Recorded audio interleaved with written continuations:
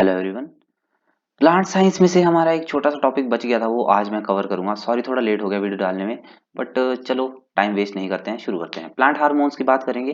Plant hormones में हम सबसे पहले जो पढ़ते हैं वो है ऑक्सिन। दूसरे नंबर पे आता है साइटोकाइनिन, फिर जिबरेलिक एसिड, फिर आता है हमारा इथाइलिन, फिर लास्ट में आएगा हमारा एब्सिसिक एसिड। ये पांच मेन हार्मोन्स हैं। इसमें से जो फर्स्ट थ्री हैं उन्हें हम बेसिकली कहते हैं ग्रोथ प्रोमोटिंग हार्मोन्स, और जो लास्ट के दो हैं मतलब एब्सिसिक एसिड और इथाइलिन, उन्हें हम कहेंगे ग्रोथ इनहिबिटिंग।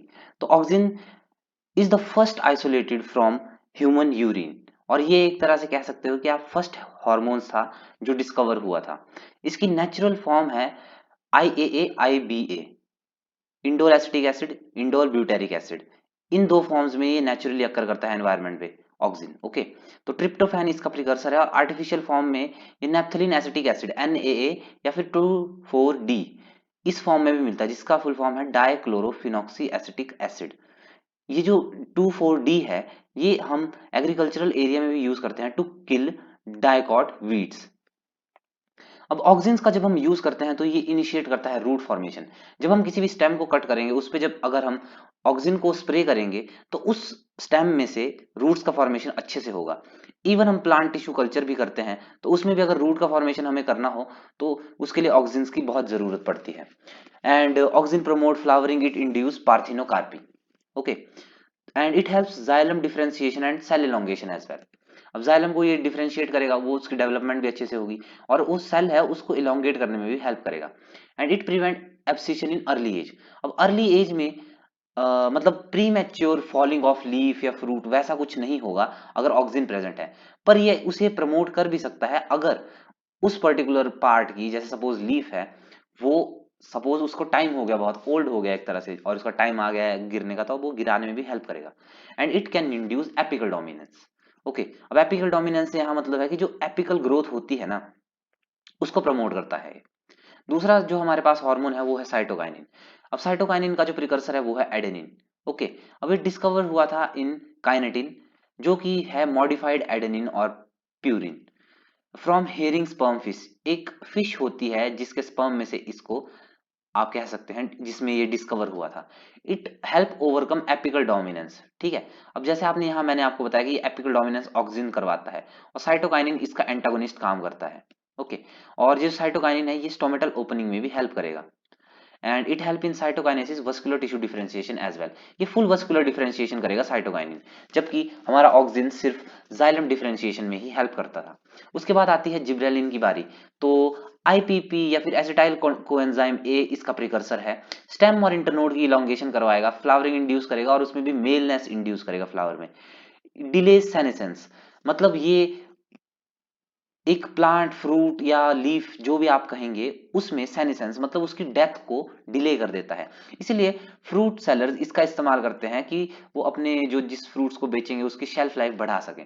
फिर gibberellic acid 3, actually gibberellic acid gibberellin जो है हमारे पास वो अलग अलग फॉर्म में मिलता है, पर जो जिब्रेलिक एसिड GA3 है वो आपको सबसे ज्यादा यूज में दिखाई देगा, क्योंकि ये speeds up the melting process in the brewing industry. Brewing industry का आपको पता होगा, उसमें जो हम सीड्स लेते हैं उन्हें पहले सीड्स की डोरमेसी अगर ब्रेक करनी है तो ये डोरमेसी ब्रेक करेगा, फिर उसको जल्दी जल्दी जर्मिनेट करवाएगा और उसको स्प्राउट करवाएगा। ये ब्रूइंग इंडस्ट्री में इस्तेमाल होता है।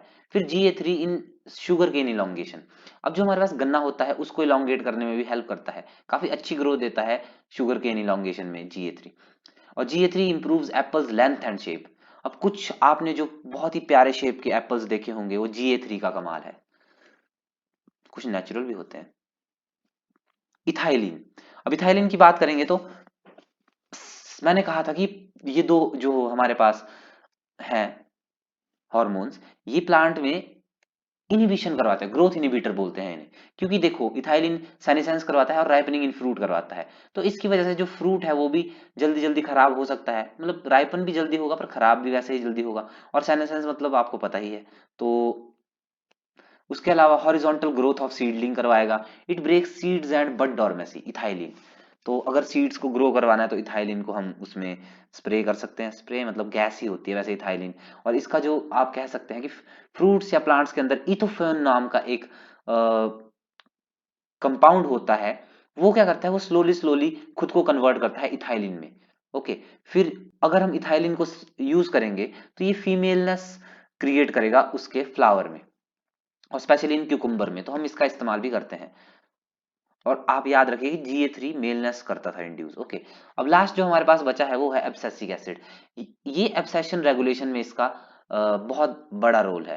अब इसकी प्रेजेंस में एब्सिशन प्रोसेस बहुत जल्दी जल्दी हो जाती है, और स्टोमेटा क्लोजर भी इसी की प्रेजेंस में होता है। अब साइटोकाइनिन में आपको बताया था कि स्टोमेटा ओपनिंग होता है, तो उसका एंटागोनिस्ट ये काम कर रहा है यहाँ पे। And it increase environment stress tolerance. तो मतलब एनवायरमेंट का कोई भी स्ट्रेस हो, जैसे ह्यूज सनलाइट कहीं से आ रही हो, कहीं वाटर स्ट्रेस हो गया या ड्रॉट कंडीशन होगी, सूखा पड़ा हुआ है, उसमें भी एब्सिसिक एसिड हेल्प करेगा प्लांट को उस स्ट्रेस कंडीशन में टॉलरेट करने के लिए। And it is antagonist to gibberellic acid. Gibberellic acid के जो फंक्शन थे उसका थोड़ा सा उल्टा काम करेगा ये। And it induce dormancy. Okay, अब जिब्रेलिक एसिड में जैसे आपने देखा था कि ये प्रोसेस को, जैसे डॉर्मेसी भी थोड़ी सी ब्रेक करेगा, फिर ये सब प्रोसेसिंग करेगा, उसका उल्टा है ये एक्चुअली। कहाँ है वो? हाँ, ये डोरमेसी इंड्यूस करेगा, चाहे वो प्लांट हो चाहे सीड हो। इसी के साथ थैंक यू वेरी मच, और सॉरी लेट वीडियो के लिए।